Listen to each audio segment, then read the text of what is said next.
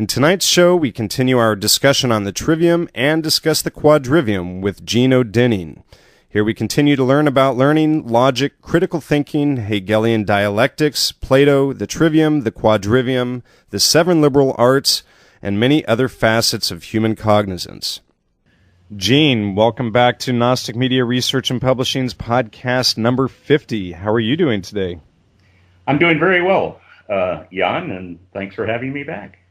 I really appreciate our in-depth discussion last week, and I'm excited to dive right back into this. Would you like to start out by giving a little bit of a recap on what we covered last week? Yes, and I'd like to say that although this may appear in depth, it's really just an introduction. But it's a fairly good review as to what you can expect once you do start your studies. So I'll quickly recap what, in order of importance, what we're trying to achieve with the seven liberal arts, with the trivium and quadrivium. Number one is we're trying to discern reality from unreality. And it's through the trivium, which the three subjects that are involved with the trivium are actually the art and the science of the mind. We're concerned with training the mind how to think and how to creatively express itself. Now, with the quadrivium, which we really haven't covered yet, we could say that this is really the art and science of matter. It has to do with the measurement of matter. This is the realm of extension. Now, mind, of course, doesn't have extension. But when we get into the quadrivium, we tie mind and matter together. Now, Pythagoras, who was trained in the ancient world along a path of the mystery schools, starting in India, going through Mesopotamia, Persia, and finally to India. And it's in India where he got his final initiation and became a master of mind and matter.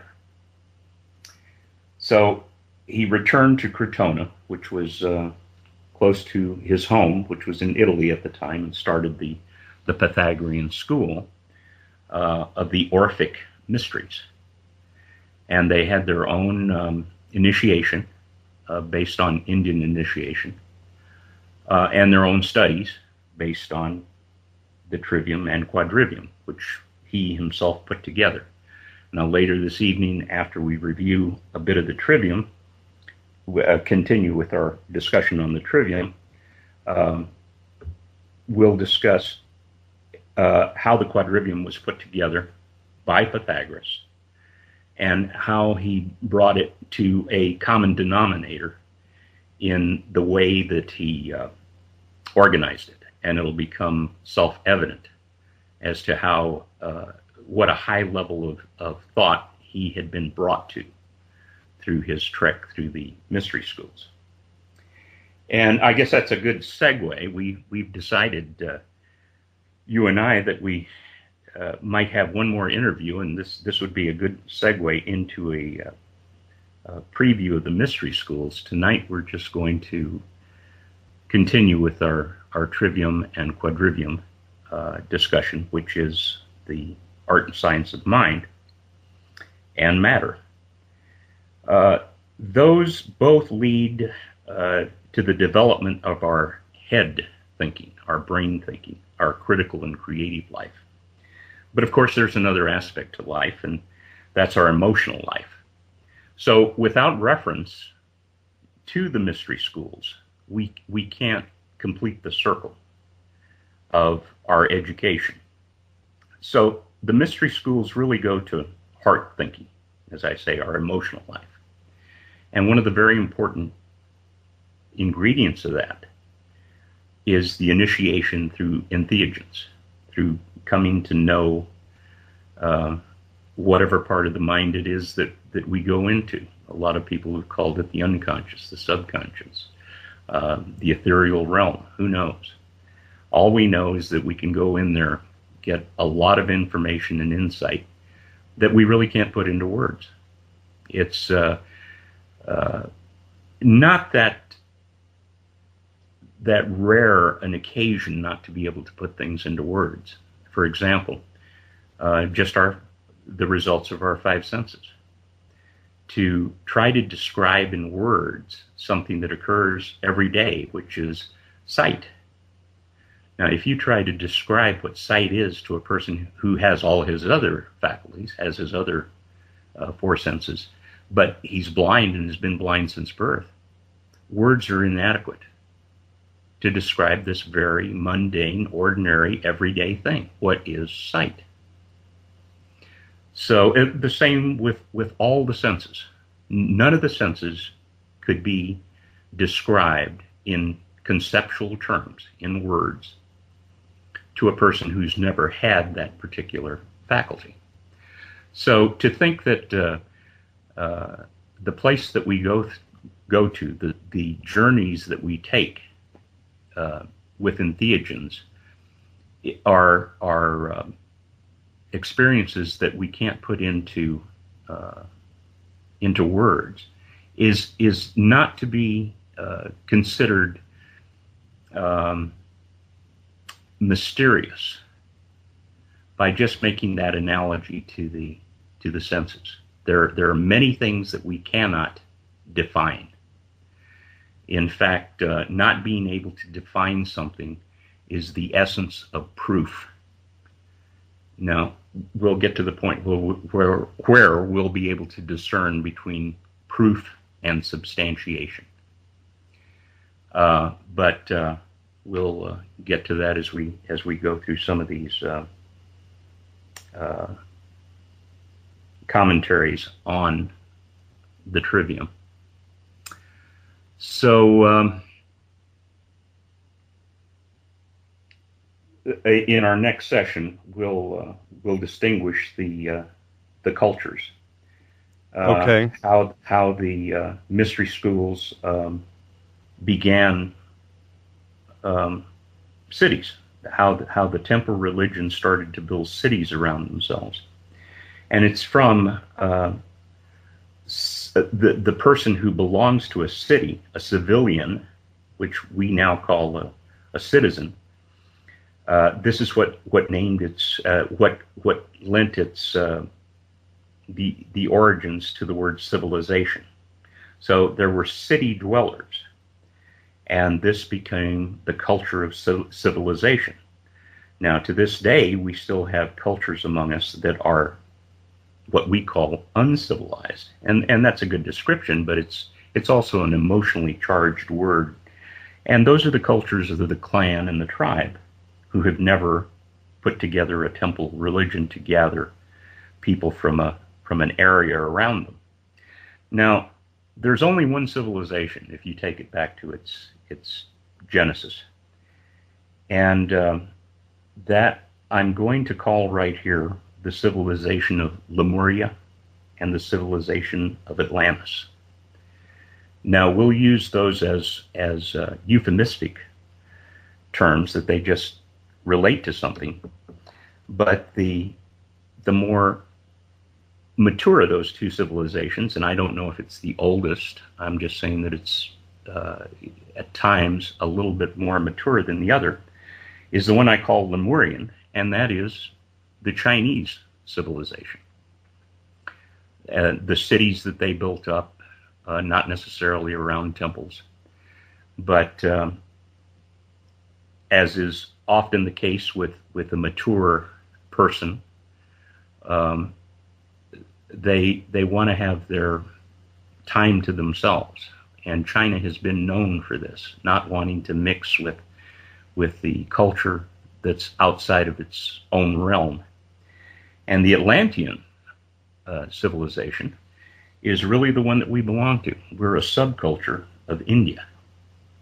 This is the culture that came out of India and spread westward for the last 6,500 years or so, and has taken over the civilization of the world. and you can trace it. All you have to do is follow Pythagoras's trip, his tour of the mystery schools backwards. The last one to do this of note was Alexander the Great. If you follow his path of conquest, it follows the path of Pythagoras back to India. When he was initiated in India, he comes back and brings what we call Greek civilization to that part of the world, but in fact it is the Atlantean civilization. And it's this westward civilization toward the Atlantic Ocean is the reason I refer to this as Atlantean. But from the Middle East up in through the southern part of Europe and then into Europe in general, and then of course over to the Americas. And now we're seeing these Atlanteans go home. They're going home to India. So they have circled the globe with their ideas.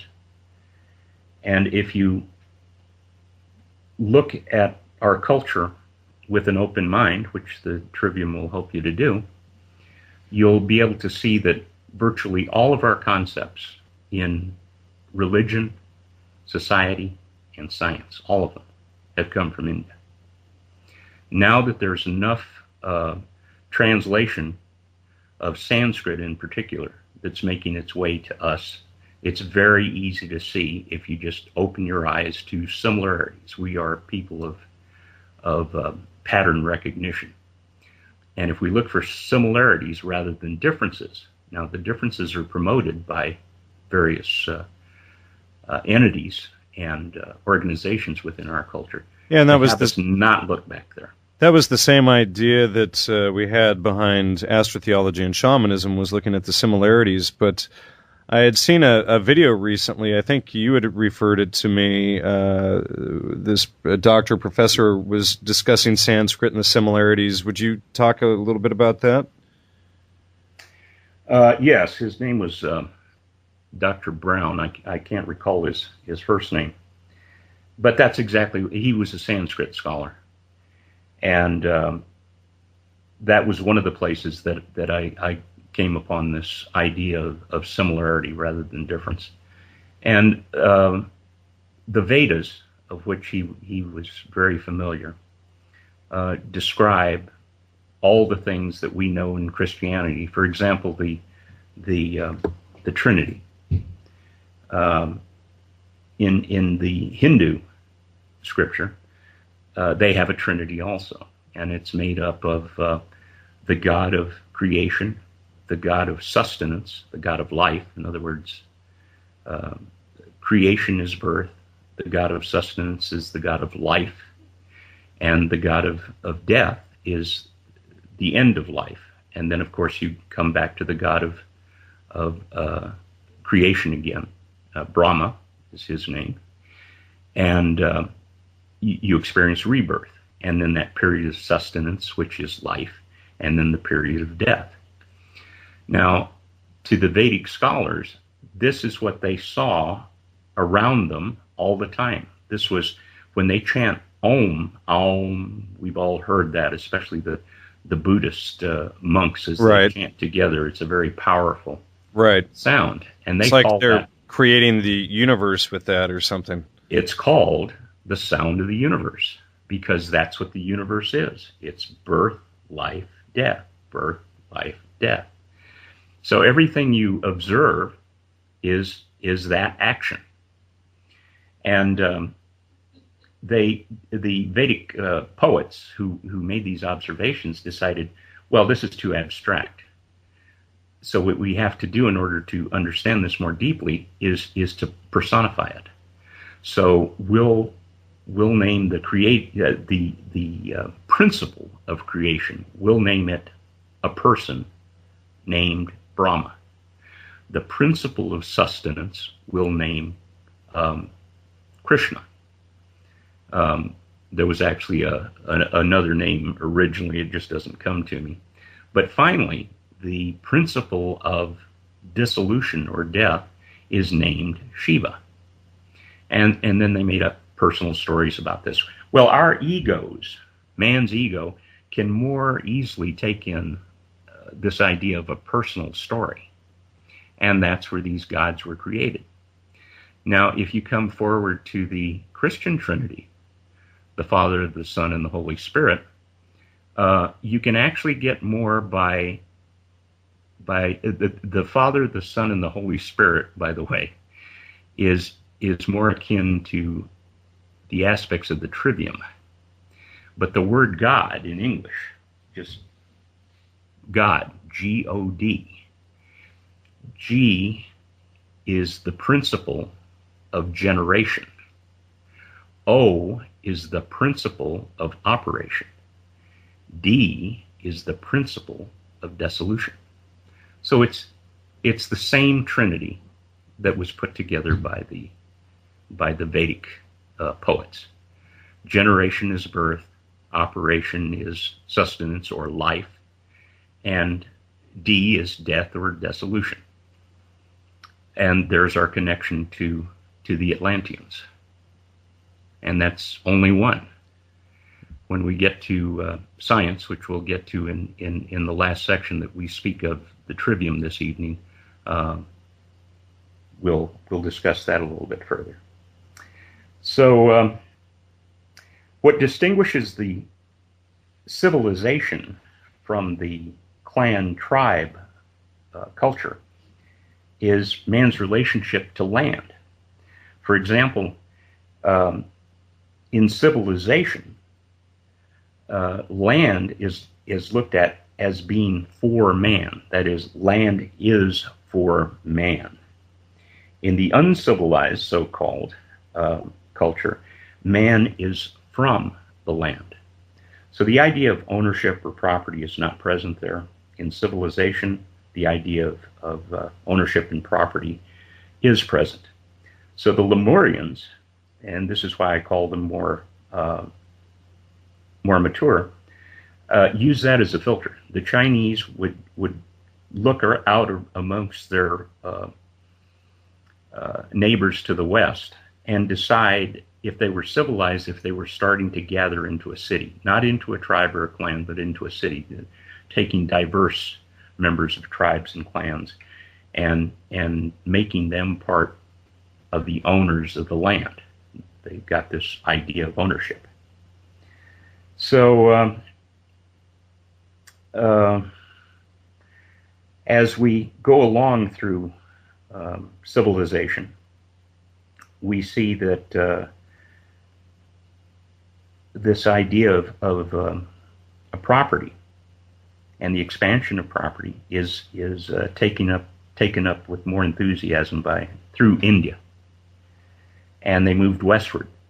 And actually, the westward movement is not an accident. Of course, China was to the east, but westward is the easiest way to navigate over water and through the desert. You only travel at night through the desert.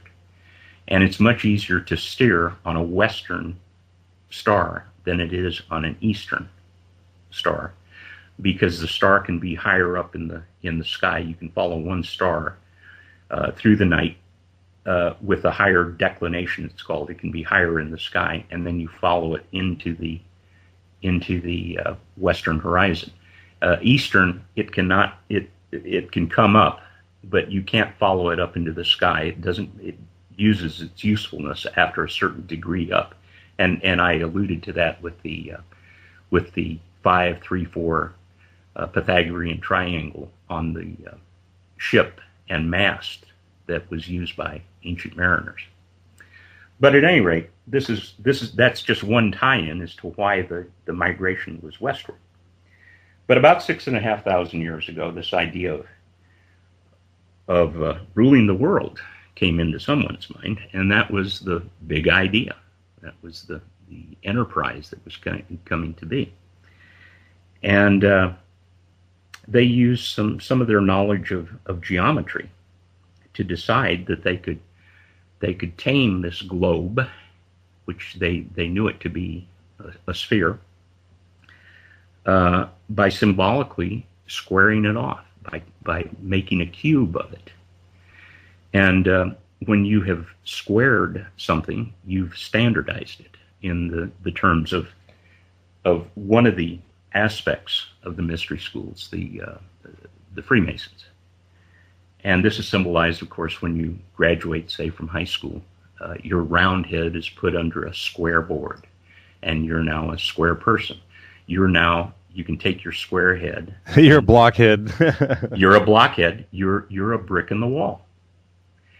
Pink Floyd made allusions to that in one of their another brick in the wall, right? Well, they made an entire album called The Wall. Right, and the lyrics are, all in all, you're just another brick in the wall. Another brick in the wall. And this is see, you're being standardized. You're being standardized by these Atlanteans. And Atlanteans I'm using as a term because it doesn't have an emotional charge to us, like Freemasons or Zionists or Illuminati, and on and on and on, which are all just frontmen for whoever these people are. And in the final analysis, it really doesn't matter who they are. What matters is what they hold in their mind that you can come to hold in your mind, and either decide to continue to be a block in the wall, or decide you don't want to build the wall anymore and become your own person. So at any rate, we're going to study this a little bit more in our next session.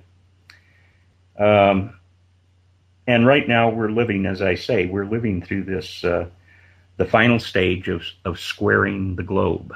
We're putting a cube on it, and the word that we're using for it nowadays, so that we can blame one of the front men rather than the people who are actually doing it. If we want to blame anyone, it's called Zionism. That's what Zionism is. It's squaring, it's cubing the sphere of the world to a standardized plan. So I don't think a lot of people will be able to follow my argument until they've had their mind open a little bit more, until we go through a little bit more of the trivium.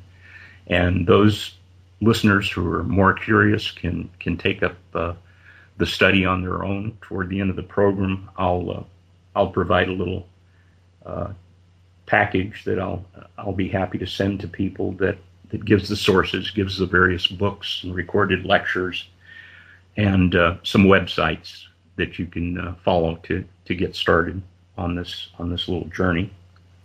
And when we come back to this idea of Lemuria and Atlantis, we can look at it with less prejudice. So that's going to be the goal between now and then.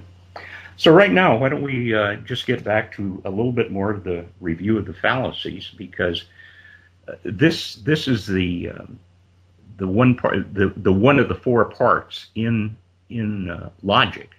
We're in logic now, in the discipline of logic, that is applicable almost immediately, and this goes directly to critical thinking. So we'll take our little trek tonight from critical thinking and finish up with creative thinking before we move on to the review of the Quadrivium. So we left off last time with ad ignorantium. Tonight, let's start with appeal to emotion, which is what I'm trying to do. I'm trying to eliminate the emotion when next we meet, so that we can get the emotion out of the way and see what the argument that I'll be presenting is at its core. So an appeal to emotion is the attempt to gain support through one's emotion rather than the objective substance of the argument. Now, here's one example. And before I go on to the example, I want to say that whenever you get into a study that's as abstract as what we're talking about here, how to train the mind, You need a lot of examples. You need the substance of what we're trying to say. In other words, we need the explanation in the abstract, and then we need instances. We need examples before the student really gets it.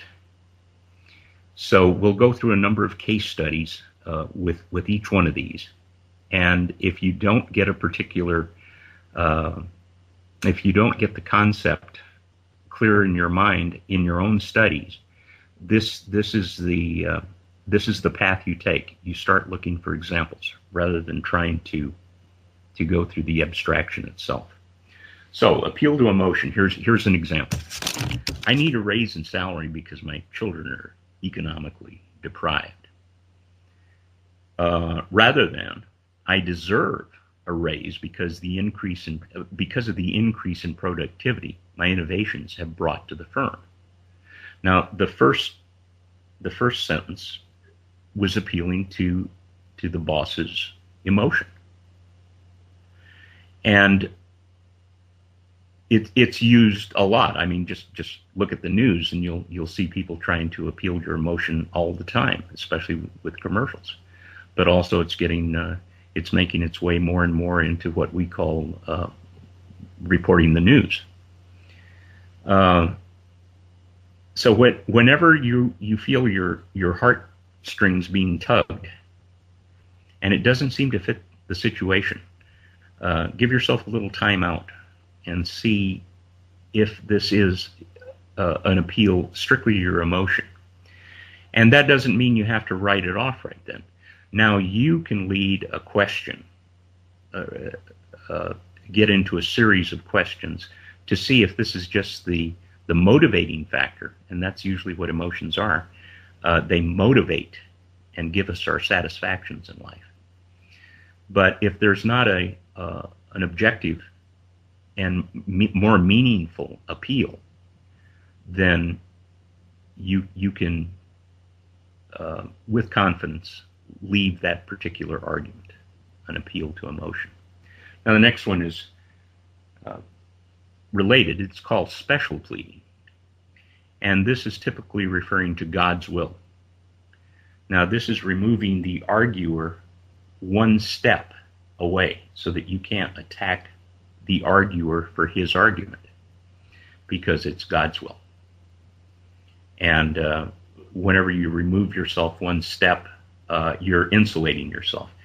One of the things that we can all relate to here, those of us who earn a living, is the IRS, the Internal Revenue Service, is demonized.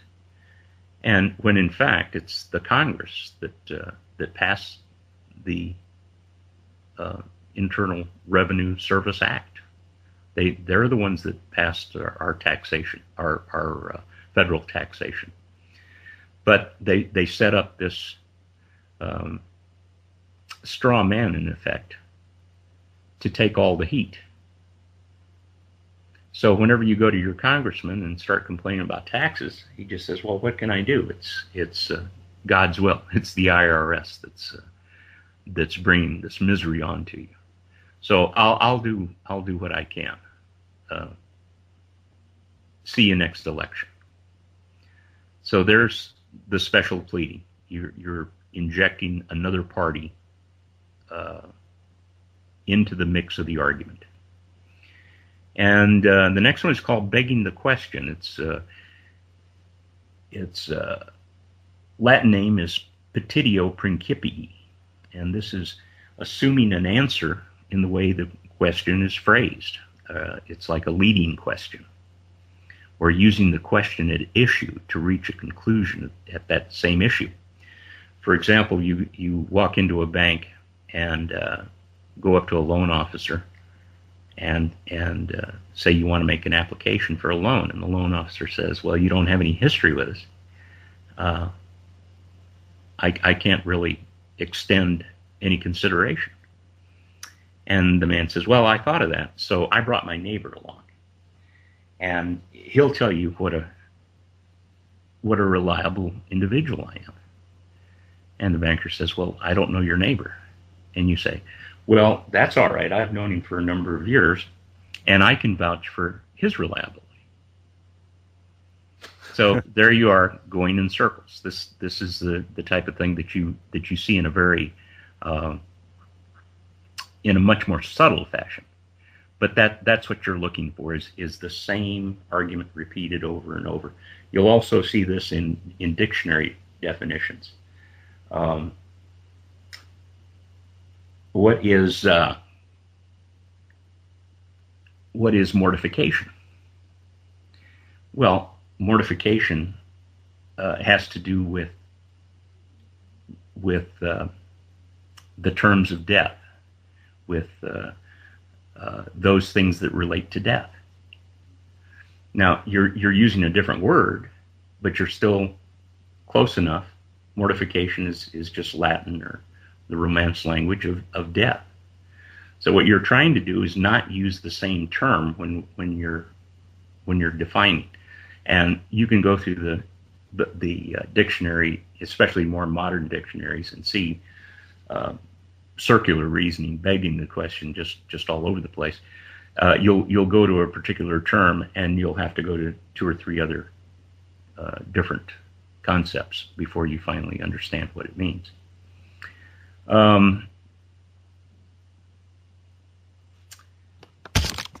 Let's see, a non sequitur, the Latin term for it does not follow. The logic falls down. It's cold today. Well, it was cold yesterday. Now, that may have a seasonal component to it. It seems to follow. But if you're getting into an in-depth analysis, just going back to the appearance is not enough to bring forth validity or new knowledge. Non sequitur is very subtle. You have to find a term within it that relates to neither one of the concepts that you have in the statement or in the argument. This one takes a lot of study and a lot of examples before you start to understand it. So I won't try to get into it too much here. The next one I like just because it's musical. Its Latin name is called post hoc ergo propter hoc, which literally means it happened after, so it was caused by. So this is the confusion of cause and correlation. For example, a comet appearing in the sky coincides with the start of a drought. And of course, it's mistakenly thought to be the cause of the drought. So that's a coincidence. But particularly in ancient times, the star watchers came upon this quite a bit. This is the basis of superstition. It's like the U.S. being attacked on 911, and the television evangelists would say that's because of homosexuals and gay marriage. Yeah, there's a good one. I mean, that's propaganda, just out and out. Come visit us because we have an agenda here, and we'll try to help you lead a less sinful life. But that's exactly it. In fact, that's the basis of superstition. Something happens, a mirror breaks in your house, and you're going to have 7 years bad luck, or you're rolling craps at a casino, and you've noticed that every time you roll a 4, you get your point. You'll roll another 4 before you crap out. So all you concentrate on is that 4. Well, all this time that you're concentrating on it, of course, you're losing money right and left. You're not playing the odds. You're playing the post hoc ergo propter hoc. Now, I believe this other one we've already touched on to a degree. It's the one aspect of the Hegelian dialectic. In our last conversation, this was the aspect of controlled opposition, or staging opposition to an issue in order to claim the prearranged outcome, which had been tested by objective debate. For example, the contemporary American political structure, which declares having two independent parties, but in fact has only one with a common agenda, which up to this period of time has been big government, more and more big government. Controlled opposition is being used extensively in this country with these mega churches, these churches that are not affiliated with an Orthodox Christian church. They have large auditorium type facilities, and when you go in, they ask you to start going to a Bible study, and these Bible studies will almost invariably have 8 people as members, and one of the lay instructors will gather this group of 8 people and start a conversation regarding the Bible. Well, unbeknownst to the other 7, there's one in there that's a plant, and he's working with the instructor by sowing the seeds of where the instructor wants to take them at coffee breaks, periods of time when the instructor isn't around. The plant will come up with whatever the agenda might be, and of course the agenda is always to have you tithe 10 to 15% by coming to an agreement, a pre-arranged agreement. So when you see your supposed discussion group all coming to the same conclusion, you think, well, there's truth to be had here, because we've all independently come to this one outcome. And of course they were led by the plant, by the shill. And that, oddly enough, came about from the Delphi technique, which was developed back in the 1950s to have think tank organizations, the Rand Corporation, Rockefeller Foundation, whatnot, come to a consensus. And they didn't want an input. They wanted the parties, the 8 parties, to be separate. And when they did start to see a pattern emerging in consensus, then they could follow that strand wherever it was leading them. And this just shows how you can take something designed for one purpose and think 180 degrees away and apply it for another purpose. So that's controlled opposition, and that's one thing that we can be aware of whenever we turn on the tube to watch the news, because you'll see the debate, supposed debate going on, and it's heading them off at the pass. Well, surely our leaders can do better than this. And as soon as they see enough opposition going in the other direction, they send a shill out there. One of the men that's currently playing that role, from what I understand, is Ron Paul. He says all the right things, but of course, what can one man do? But whenever we start to have an insight that we should go in that direction, he's put out there to voice as our voice, and it soon dies down, and they go on to the next one. Healthcare is one of those at the moment. Straw man, equivocation. Now, last session you mentioned half-truths. Half-truths fall within this logical fallacy. It's restatement or misstatement, using a term in 2 different senses in the same argument. It's also suppressed evidence or half-truths. And this is the most subtle form of bearing false witness against one's neighbor, really. 1 out of 4 children are born in China. I'm sorry, 1 out of 4 children born are Chinese. Mrs. Jones is getting ready to have her 4th child. Jan, are you there? Yeah, I'm here. Okay.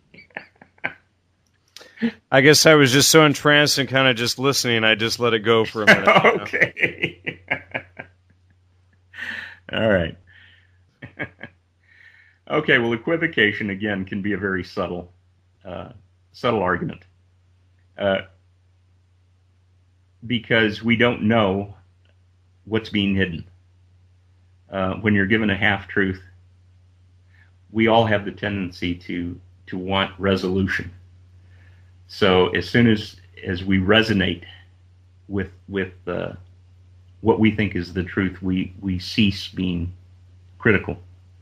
And this, as you can see, can tie into the emotional argument. Now there are other subsets of this. Another one is the use of weasel words and phrases, such as we haven't seen this for a while, but using the term police action for war to get around limitations on presidential power.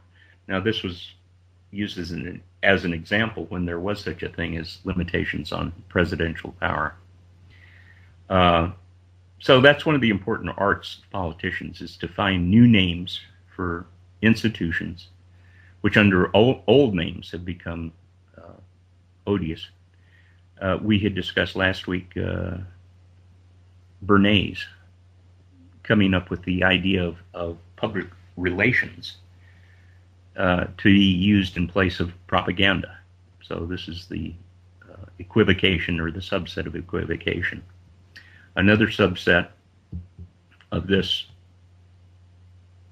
very often used fallacy is argumentum ad nauseum, and that's convince them that what is repeated incessantly is true. In other words, wear them down, like filibuster, mass media, repetitive advertising, or what we're experiencing right now with the propaganda for healthcare here in the U.S. So this gives you a small arsenal of logical fallacies. They're very easily found in introduction to logic books. There's a number of logic books out there that carry these. Also on the internet. Carl Sagan, in fact, in his book The Demon-Infested World, had a list in there that he called, and I think this goes right to the heart of it, he called it the baloney detection kit. So when any of these fallacies come up, it's a red light. Baloney's coming your way. Now, the ancient Greek philosopher Aristotle called his list of fallacies the refutation of the sophists. Now, the sophists were a school of thought in his time, in Aristotle's time, that didn't believe in anything. They thought that truth could not be ascertained. That the only thing that you could do is to live the life of advantage. That arguing was not, because truth could not be known, arguing could not be used as a method to come to a true statement. So they used argumentation as a means of winning a disputation. They didn't care about coming to truth. They just came to a position where they wanted to win the argument. And they're the ones that came up with or utilized many of these logical fallacies. And you can see in the American judicial system, that's still the case. Theoretically, the trial is to come to the truth, to come to justice. But in fact, it's about winning your case. And the person who can use the fallacies most adroitly is generally the winner of the case. So it's prevalent through all ages. Now, as I say, there's not one particular list of fallacies, but once you become conversant with some of these, you can see the fallacies in everyday language and entertainment, so-called news, and so forth. But you can also question a lot of the assumptions, particularly in the fields of history and science, as they've been presented to us, by applying these logical fallacies. So now we'll go on to the next section, the third of the 4 subjects, which is the rules of definition. Now, the object here is to devise a method by which to isolate the essence of a word or concept. And it was in the West that the philosopher Socrates, who was one of Plato's teachers, came to be known as the father of definition. He said that his emphatic prescription to clear the muddle, contradiction, and confusions of men's minds was to define your terms. Terms, as he used it, was words. So his idea was, before you started an argument or a disputation, that the two parties, or the parties that are going to be involved, define the words before they got into the argument. In other words, define the word justice, define the word cruel, and so forth. And when you come to an impasse in an argument, when you're actually coming to the idea of looking for truth,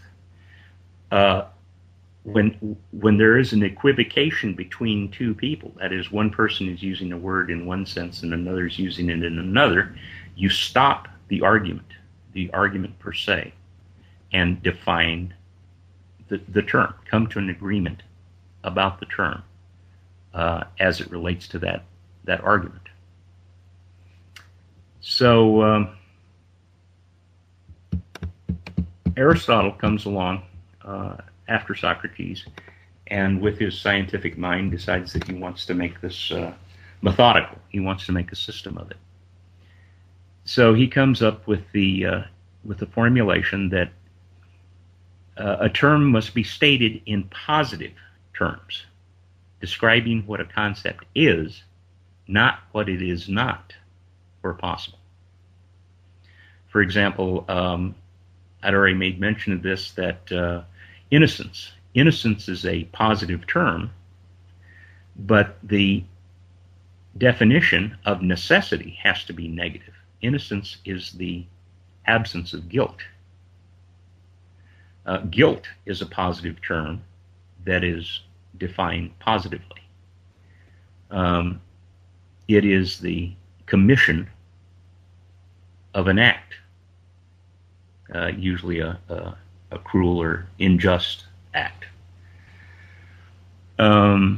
Freedom is a positive term defined by lack of constraint.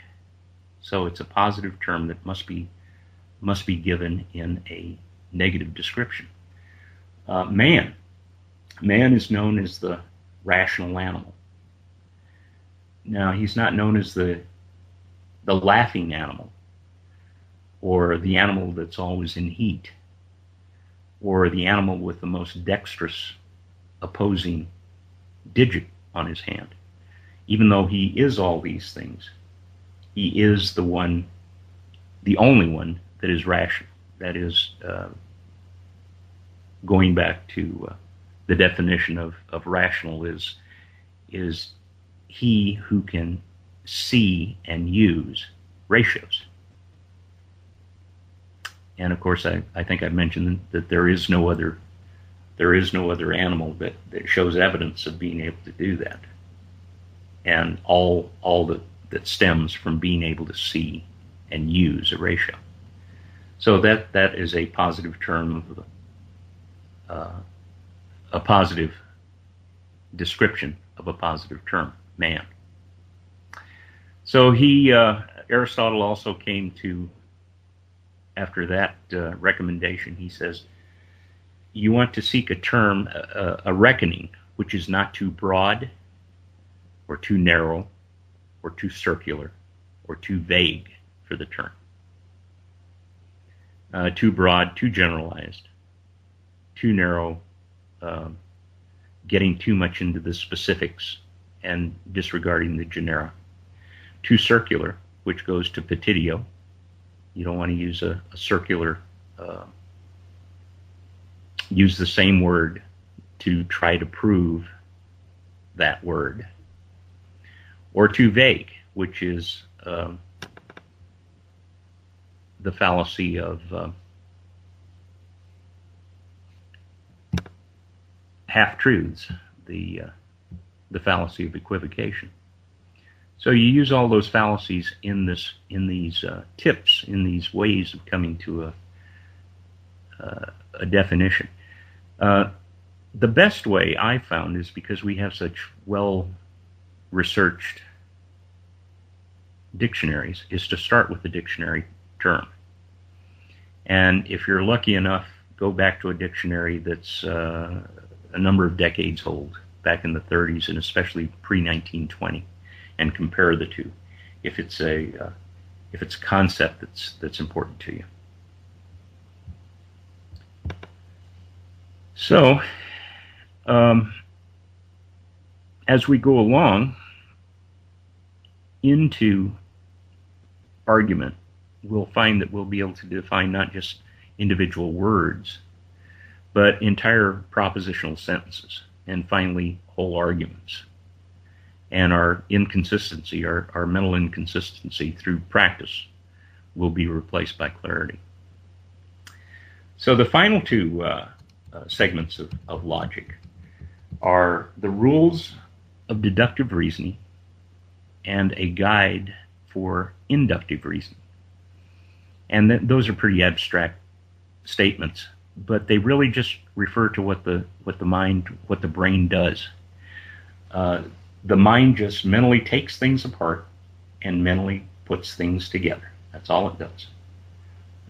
It does nothing else other than become emotional. But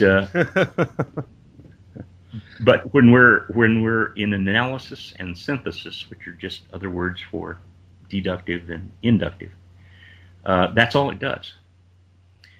So, from the base of immediate logical inference, which derives a conclusion from a single preceding statement or implication, Aristotle again came up with a three-termed argument, which he called a syllogism, which in Greek just means connected discourse. But we do this all the time. We see a wild animal, let's say. We see a bear in the woods. Well, that is part of a family that we already know as a predator. So we're putting a general principle of predator together with this, say, fishing, this bear that's fishing the stream. So of course we see he's a predator, and he belongs in that category. So we're putting things together. We have a general principle, and we're putting together a specific instance. So the direction of this way of thinking is from specific to general. Sherlock Holmes, famous for deducing by seeing a scuff on a man's shoe at a particular height, for example. He can tell that he was in a particular room that had a door that opened to that height, and that's what scuffed his shoe as he came up and jammed his shoe under the door. So we know that objects scuff leather. So that's the general statement. Then the deduction is that he was in that room, that that Holmes is trying to place him in, say at the time of the murder, which it invariably is. This is going from genera to specifics, which is also part of where we just came from, which was part of definition. In definition, where possible, we look for genera, which is to place a term in a category that we already can recognize that it belongs to, just as we saw the bear must be part of the predator genera. The bear was the species. When we are working with concept definition, with word definition, we call that the differentia. We call the species the differentia. In other words, it's the word that fits in the general category, but the thing that makes it different from every other member of its category, of its genera, is this specific thing. Like the differentia of man is rational, that he can see and utilize ratios. So that's the differentia. Or in rules of analysis, that's the species, general and specific. Now, the rules of the syllogism and the rules of deduction are thoroughly known. I mean, they're exhaustively known. So when you get into the study of an introduction to logic, when you get to this particular area, deduction, it's the most technical. The way an argument is put together, the syntax of the argument are important. If you put an argument together in a particular way, there's almost no out but to come to a valid or a truthful conclusion. Now, the syllogism, which, as I say, is pretty technical, we can give an instance of it and see how it works. And the classical syllogism is, and most of us have heard this, there are three statements. All men are mortal. Socrates is a man. Therefore, Socrates is mortal. So from the general statement of all men are mortal to the specific statement that here's another man, and his name happens to be Socrates. Therefore, this man named Socrates is mortal. And the structure of this is if, then, therefore. So if we restated this, all men are mortal, Socrates is a man, Socrates is not mortal. Just from that structure, we can see that all men are mortal. This man named Socrates is a man. This man, Socrates, is immortal. The logic does not follow. So we have to keep going back until we get the structure right. And of course, we start with a valid general term and a valid specific term. And we should be able to come out with the proper answer, if, then, therefore. This generally leads to what in philosophy is called certainty. When you're thinking deductively, you come to a certain conclusion. And that's a dubious word, certain. But in philosophy, when you understand the limitations that it puts on itself as to what certainty is, which means that it's contextual, you within a certain context, all these things hold. And that again goes to some of the technicality within deductive reasoning. And deductive reasoning generally leads you to that idea of certainty through a spectrum of evidence. The first part of that spectrum is that the conclusion might be possible. In other words, there is some amount of evidence for the conclusion. but not a preponderance of evidence.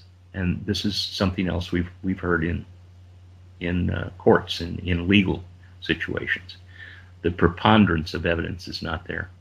The next level before certainty is called probable. In this part of the spectrum, there is a preponderance or a majority of evidence for the conclusion. And then, of course, the final level is that of certainty. And here's where the context comes in. All of the gathered evidence points to the conclusion, and there is no evidence against it. So the evidence is conclusive and theoretically certain. The term theoretical didn't come into use until the next mode of thinking, the mode beyond philosophic, came into prominence. And of course, that was the scientific mode, where everything must be demonstrated. And all witnesses to that demonstration come to the same conclusion. Well, until you come upon various facts, you're not trying a person, trying to come to a specific conclusion about guilt or innocence in science. You're trying to come to a generalization, a general conclusion. And until evidence comes up against your theory, that holds. But it's open to more evidence coming in, unlike in philosophy, where you run up against this wall of certainty just because evidence is all for and there is no evidence against. So now we come to the guide for inductive reasoning. And the reason it's called a guide is it's about generalizing. And we really don't know how concepts are put together. We don't know how Aristotle gave us an inkling that we see an object, we form a concept in our mind, and then we form a means of communicating it, like a word. But we really don't know how we come upon this concept. Now, if you're part of the entheogenic way of thinking, if you're part of the psychedelic school of thought, we know how these come into being. We're shown, we're told. The medicines speak to us. The universe speaks to us. Whatever. Then we go back and deduce from there.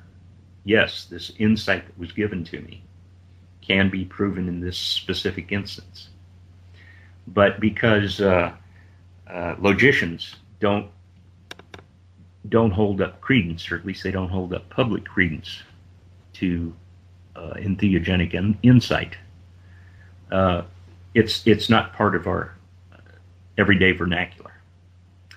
So all we can say about induction, or really the art of generalizing, of validly generalizing, is that we come upon an observation with one of our five senses.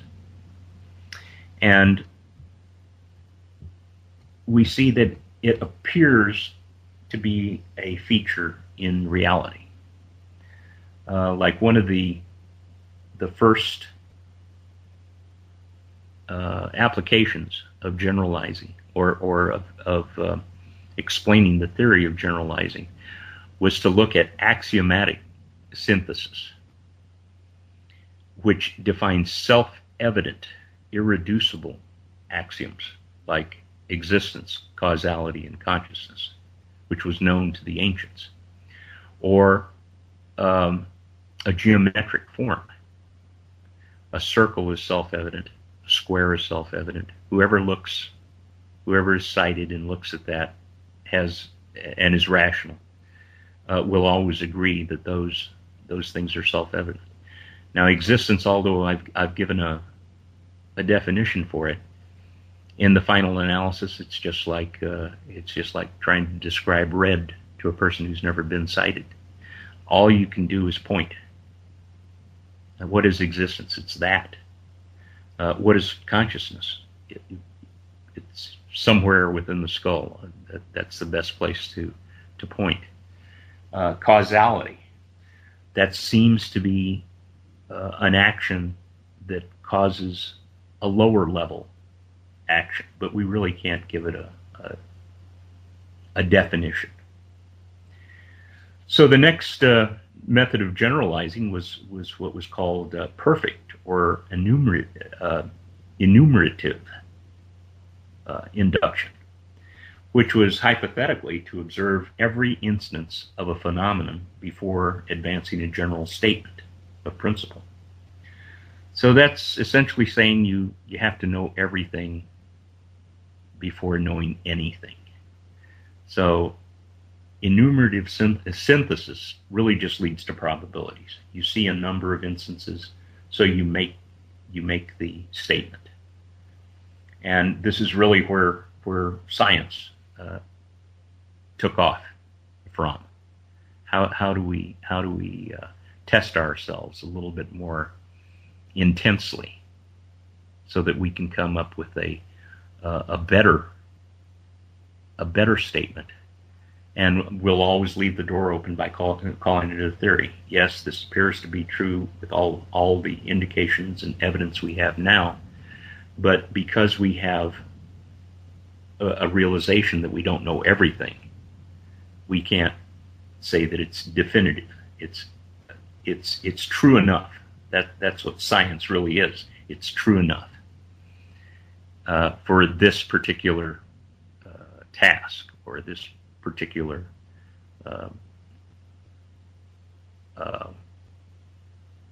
set of concepts that are usable.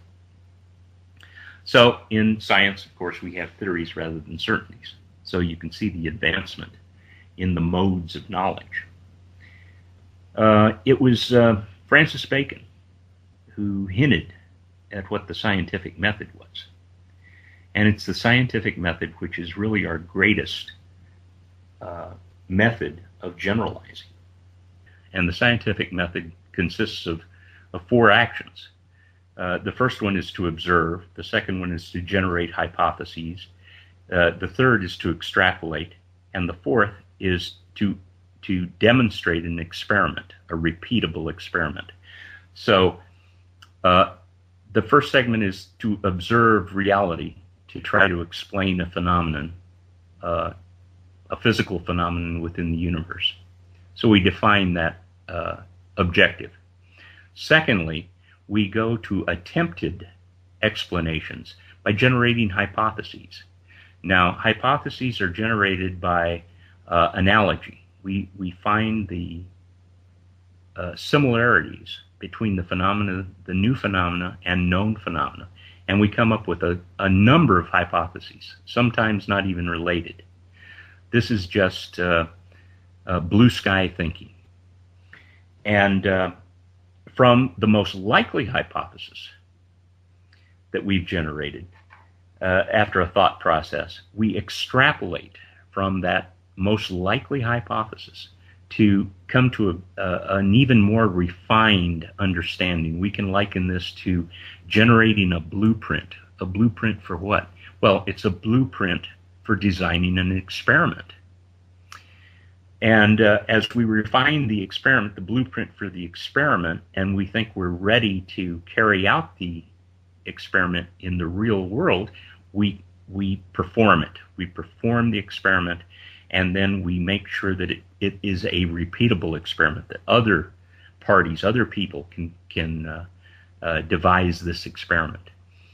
And that's how we prove our scientific theory. From this experiment, we come up with a statement, a written statement of theory. So this is proven to be the most efficacious way of using the guidelines for inductive thinking that we've devised. And in the modern world, you can see this reflected all over the place. One of them is in medicine. A physician will examine the patient. Then he will take the symptoms that he's seen and diagnose from those symptoms as to what the malady might be. Thirdly, he uses a process called prognosis, which is to take from the most likely diagnosis what the treatment might be. It might be a drug therapy or it might be a surgery, depending on what his diagnosis was. Part of the prognosis is also to, in his own mind, determine what the efficacy of that treatment might be. And then finally, he carries out the treatment. Now notice that in the scientific method and in medicine, we went from reality, observation, or examination, to hypothesis, or in medicine, that's diagnosis. And from the hypothesis, we went to the extrapolation of the most likely, from the most likely hypothesis. In medicine, we went to prognosis from the most likely diagnosis, and finally, down to action by either performing the experiment or treating the patient. Now let's look at what this process really is. It's the process of going from reality, from observation, to a process completely in mentality, which is hypothesis formation, or in the case of the physician, diagnosis. And next down, we go to extrapolation from the most likely hypothesis. And this is a completely mental exercise also. Prognosis, likewise with the physician. It's a completely mental exercise that's more focused than the mental exercise just above it. And finally, we take it back into the real world, into an experiment or to a treatment. So the process that is common to both of them is going from reality to, let's say, a shotgun view of mentality of our own mind from whatever we saw from whatever we observed in the real world, to a rifle shot, which is the second, the third level down, the second mental exercise.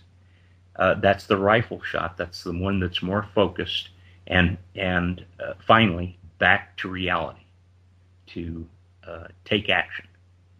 So this is,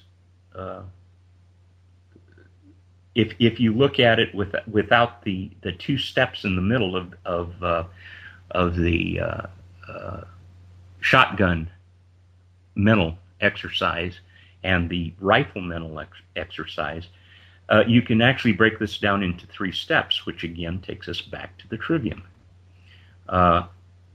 With grammar, we take observations of the real world and put together a body of knowledge, of similar knowledge. In logic, it's a completely mental process. We take what we've learned from our body of knowledge and brought understanding. Now, coming to an understanding is a completely mental exercise. And then we express it in the real world, or utilize it in the real world as wisdom or rhetoric. Wisdom, remember, is the use of knowledge and understanding in the real world. So that pretty much covers the areas of the trivium. And once we have trained our minds, or come to a general understanding, a conversant understanding of the trivium, we can move on from the methods of training and using the mind critically and creatively. We can now move on to the realm of extension, or the quadrivium. Now, the quadrivium, the 4 classical subjects in the quadrivium are mathematics, geometry, music, and astronomy. Now, those are our modern methods of looking at it. Pythagoras put this group of subjects together, or at least he's given credit, I must add. He's given credit in our culture, in our version of Western culture, as being the one who put these together. And the common denominator that he used was number. Now, another aspect that's been hidden from us over the years is that of number. We generally think of number as being ways to count, and that's all it is. You count out a measurement, or you count out a probability. But I had already mentioned in our last session that numbers have qualities, and they're not just for counting. They're for making analogies. For example, 1 is unity. 2 is the first division. 3 is the first number, beginning, middle, end. 4 is the first encompassment, the box. 5 is the first number of life. 5 in a lot of cultures marries male and female. For example, what it's made up of, its factors. 2 and 3 also means male and female. 2 is female in a lot of cultures, and 3 is male, and the opposite. It's the thing that makes up water. A water molecule, an H2O molecule, always has an angle that would make up a pentagon. So water in its liquid state makes up a solid geometric figure called an icosahedron, which is made up of a series of pentagons, and this is where the water comes in. Makes up the corners of the pentagons. But this is why water is called in its liquid form a fluid crystal.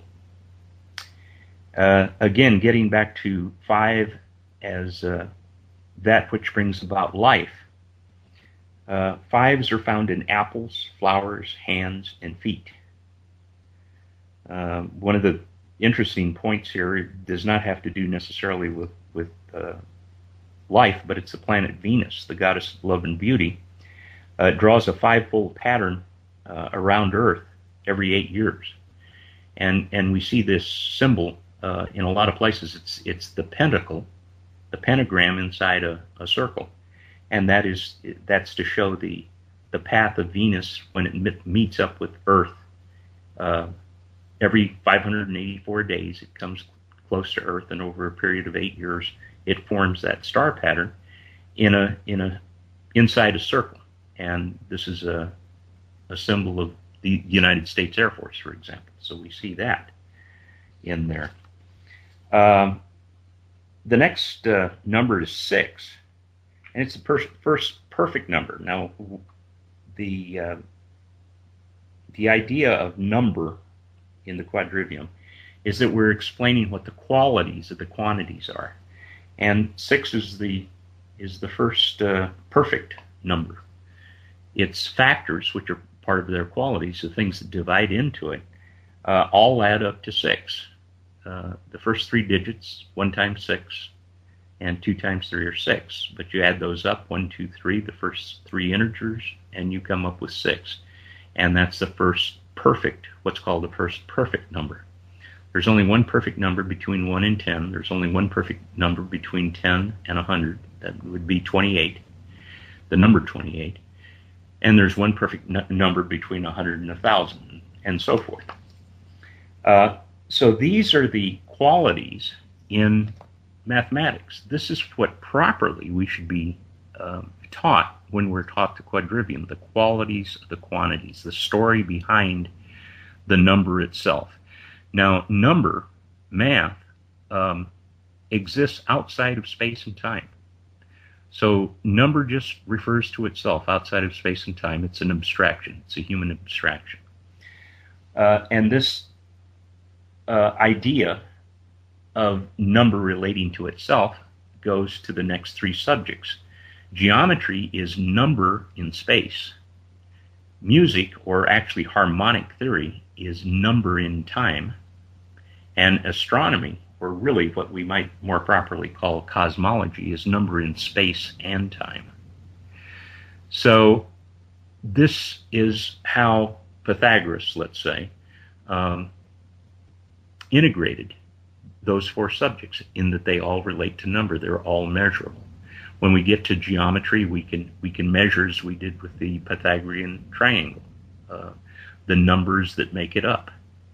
And we can relate these numbers to all geometric patterns and symbols.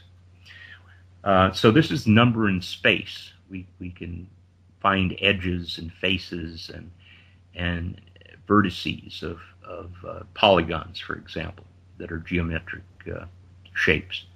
Next, we go to harmonic theory, and this is number in time or interval rather than space.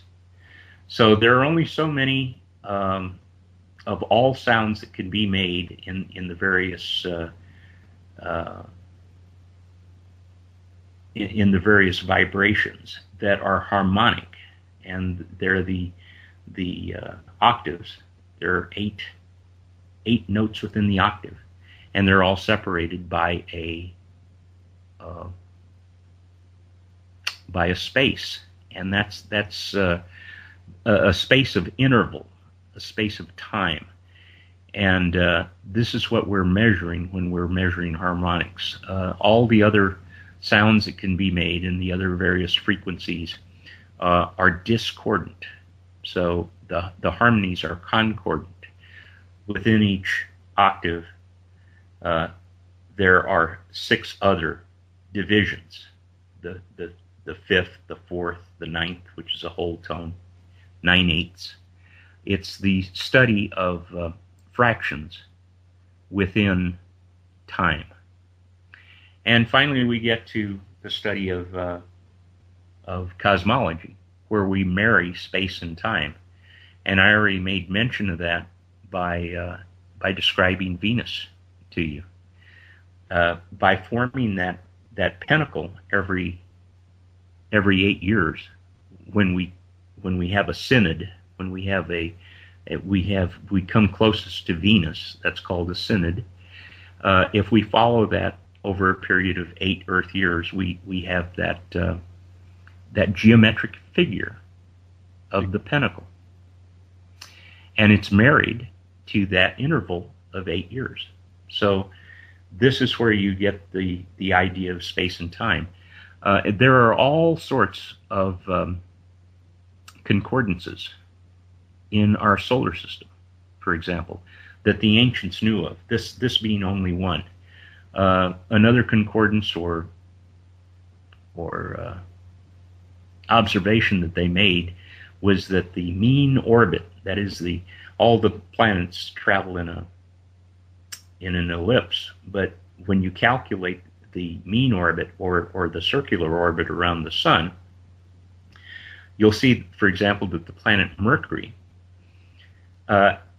relates to the size of the Earth in the same proportion that the orbit of the planet Mercury relates to the size of the Earth orbit. So the orbit and the physical sphere itself have the same ratio to one another. And there are various ratios around the solar system that were well known and observed through the millennia. Another being that of the orbits of Jupiter and Saturn. They form a 6-sided star, a hexagram, derived from a hexagram. And there are far more. There's relationships between Earth and the Moon and so on and so forth. Well, when Isaac Newton came to study these things, I remember when I was in school and I was taught that he was observing an apple falling from a tree, and the idea of the laws of gravity came to him, and I could never make the connection as to what that had to do with anything. And what he was doing was imagining a pulling force at a distance. In other words, he imagined the Earth pulling the apple. Well, I still couldn't make that connection. He was aware of all of these coincidences in the solar system, all these geometric patterns as they related over time. And he looked for the common. There was something that was making these patterns and putting these this music of the spheres together. And he knew what those relationships were. This is the music of the spheres along with the geometry of the spheres. And what he found was this ratio, this squaring ratio, that if you imagine a pulling force, that force decreases by the square of the distance. And in the other direction, it increases by a simple square. If something is 10 units away, it has a particular attractive force. When you move that to 20 units away, you multiply 10 times 10. In other words, it's twice as far, but the force is 1/10 rather than 1/2. It's 1/10 of what it is. And this all coincided with the geometry these coincidental geometries that he observed in the solar system. So what you're saying is that the apple isn't a metaphor for the mushroom? Well, it could be. I think that he was known to have partaken of direct knowledge. He was known to have experimented with inductive thought processes. No, I think he actually saw the apple, but that's not to say that he didn't gain the insight of putting those age-old observations together with the help of the plants, of the medicines. I know that other people in science, well, of course, we know of the modern biologists and microbiologists that supposed what the structure of DNA was, or in the 19th century, the chemist who came up with the structure of benzene by thinking of the Ouroboros, the serpent with the tail in its mouth. And where do you get these? You know, the Ouroboros, yeah. Yeah. I just can't help but think, with this talk about all of the geometric formations and things like that, that's one of the primary things that people report under the influence of psychedelic drugs is geometric formations, and going into the worlds where it's all these different geometric formations and things. So that's interesting. Well, that's the first stage. I have my own personal method of describing various states, and to me, that's the hallucinogenic state. And they're common to all of us. When we're speaking to the plants or to the chemicals, whatever they may be, we have very similar experiences. Now, this is why I have an emphasis that education consists of the 7 liberal arts, plus the direct experience of, I think you have to go, in my terminology, to the level of entheogens. This is when you see God. This is when you lose your atheism.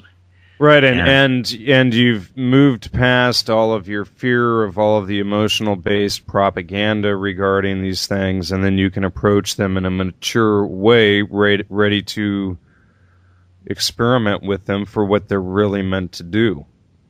Well, you can use them in complement. I like Stanislav Grof's terms for the various states. He calls it an ordinary state and a non-ordinary state. Now, direct experience to me is the non-ordinary state. Ordinary states are where you can apply the trivium and quadrivium. Now, they can be used in concert, like I've used them. When I had my graduation at age 18 into direct experience, the trivium, which I had been drilled in, just came into such a focus, such a defined focus, that for the rest of my life I could use those two in concert. Now, I've also seen, I've heard trip reports of people that have attracted me to this, because what the terms that they use, they said that taking a psychedelic shows you how to think. Now, this is exactly what Right. the trivium is. It is a method of how to think. So, see, you can come to these realizations in either realm, in either an ordinary or non-ordinary. But when you start using them complementarily, that's when you get the insight in your ordinary state, as I would say, when you can start putting words to some of the experience that are ineffable, these experiences that are just short of words, that are just sight, hearing, sound, touch, and taste, which you can't put into words. So that's why I say that they're complementary. When I use the analogy, or maybe I'd already mentioned this, the syllogism with Socrates. Did I make the analogy as to where did Socrates come from? Well, I think you may have, but go ahead again. Well, the question has always been, when utilizing that example, is when you're putting things together, when you're reasoning deductively. All men are mortal. Socrates is a man. Oh, right. Yeah. And the question's always been, well, where did this idea of immortality, or where did the idea of Socrates come from? And I say it came from the various materials that speak to us. So we get, of course, we don't do this in our current culture, but we can get into the argument. That is, to find the truth of what came first, the chicken or the egg. And I tend to go along with Terence McKenna's idea that it was the plant kingdom, if we want to call it that brought about our higher states of ordinary realization. I think that's where our knowledge originated, and we're just refining it in our ordinary states. Would you like to review for us once more what the importance of this has been to your life of learning? Well, I can give you the chronology, because from my seat in life now, as I'm coming to the last stage, I can look back on my life and review it in such clarity and with such new insights at this point that I can see various points along the way that were pivotal. And of course, I didn't know it at the time when I had my guru, so to speak, who was letting me in on the trivium, that would be the long range strategy that I'd use. But my first initiation, my graduation, of course, was at age 18, when I had direct experience through LSD. And that was pivotal. I mean, I can point to that as being one of the pivotal times in my life. And then from there on, when I went into the second stage of life, of receiving from life, that's when I lived the actions of a person, of having a career, having a family, and so on and so forth. And then I hit that age of 55, 56, and there just seemed to be something that was going on in my psyche. I didn't know what. But you tend to review, or many of us, if you're of my type, we tend to review our lives. And one day, for some odd reason, I came upon your website, and I don't even know why. I think I was looking up something on Gnosticism. And I saw your book, the book that you wrote with Andrew Rajaji, Astrotheology and Shamanism. And there were just some intriguing things that I just intuitively went to. So I ordered the book. And I opened it up, and I went through it in 2 days. And this, I can honestly say, was another pivotal point in my life. All these somewhat fuzzy ideas in my mind as I reviewed my life came into a focus that I had in an ordinary state, as I had at age 18 when I was in an unordinary state.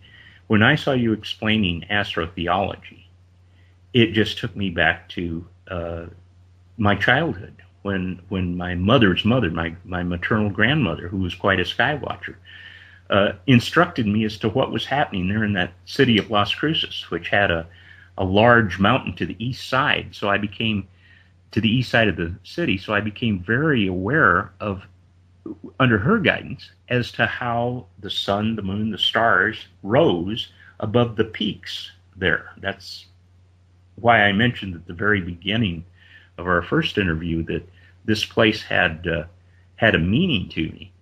Well, when I was reading your treatment on astrotheology, all that just came pouring in, and all of a sudden, religion, organized religion, made sense to me, how it had evolved, and so on and so forth.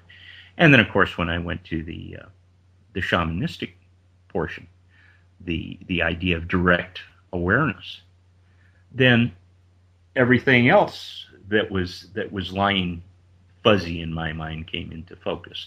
So I wanted to thank you and give a recommendation to people who have not read the book to get it, because as I say, it was one of those transformative moments in my life when those subjects were made explicit.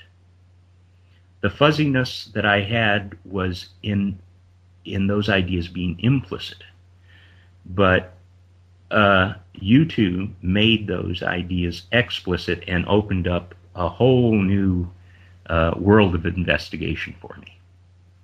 And that's led to the adventures that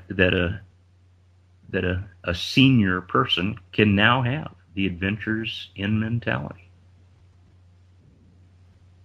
Well, thank you for that. I appreciate that. Well, thank you. All right. Do you have any last words? Would you like to give out any contact information or anything like that for the audience? Well, my last word is to claim your humanity by learning on your own and thinking for yourself. And I think I might be able to give my source material. I've gathered up a bibliography and a couple of articles that I've written that might succinctly give the ideas that we've been discussing the last two sessions in written form. And if you just contact me at 534 Trivium, and I think we all know how to spell that by now, TRIVIUM, at gmail.com. That's 534 Trivium at gmail.com. Great. Well, thank you so much for coming on, and I definitely appreciate all of the information and you sharing this so vividly for the audience and for myself as well. And I look forward to having you come back on the show again sometime soon to talk about, well, you had a couple of different topics I think that you wanted to talk about. Maybe we'll have to do two shows. Well, let's see how the next one goes and how it might take us into the next topic. And yeah, I'm looking forward to that, Jan. Great. All right. Well, I'll be in touch with you soon for that. And I guess that's it. Okay.